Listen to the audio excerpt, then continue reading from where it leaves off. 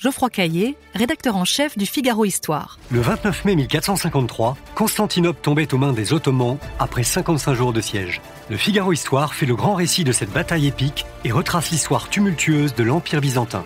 Le Figaro Histoire, 1453, les derniers jours de Constantinople, en vente chez votre marchand de journaux. L'éditorial du Figaro. Pas simple de faire simple par Yves Tréhard. La France des 365 sortes de fromages chers au général de Gaulle est aussi celle de la tambouille fiscale et normative. C'est malheureusement beaucoup moins sympathique et beaucoup plus indigeste. On a beau vouloir se mettre coûte que coûte au régime maigre, on n'y arrive pas. Pire, au lieu d'alléger la barque, on l'alourdit. La preuve, François Bayrou, qui fait de la simplification l'une de ses priorités, vient de mettre en place un contrôleur des normes dans chaque ministère. À son arrivée à Matignon, le Premier ministre a aussi créé un fonds spécial pour lutter contre la multiplication des comités Théodule. On cherche la logique. Est-ce d'ailleurs possible? Sans pour autant souhaiter le recours à la tronçonneuse, on aimerait qu'un jour, plus aucune digue mentale ne se mette en travers du chemin de la débureaucratisation. Malheureusement, le respect d'un équilibre politico-politicien ou d'une directive européenne, voire les deux à la fois, s'imposera toujours.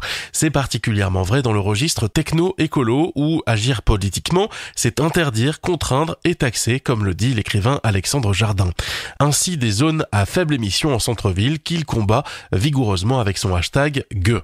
Les ZFE instaurent un délit de pauvreté contre les conducteurs non dotés de voitures neuves, ainsi qu'une ségrégation automobile vis-à-vis des populations suburbaines et rurales. Non seulement inutiles, car l'air y est beaucoup moins pollué qu'avant, elles font presque l'unanimité contre elles. Partisan de les supprimer, le gouvernement marche pourtant sur des œufs. Il envisage, dit-on, de les conserver à Lyon et à Paris pour ménager l'aile gauche du camp présidentiel, chatouilleuse sur ce sujet, sous la houlette de la ministre de la Transition écologique, Agnès Pannier-Runacher.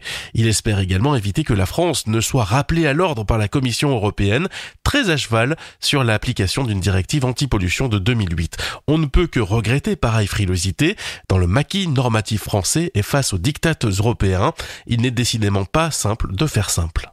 Geoffroy Caillé, rédacteur en chef du Figaro Histoire. Le 29 mai 1453, Constantinople tombait aux mains des Ottomans après 55 jours de siège. Le Figaro Histoire fait le grand récit de cette bataille épique et retrace l'histoire tumultueuse de l'Empire byzantin.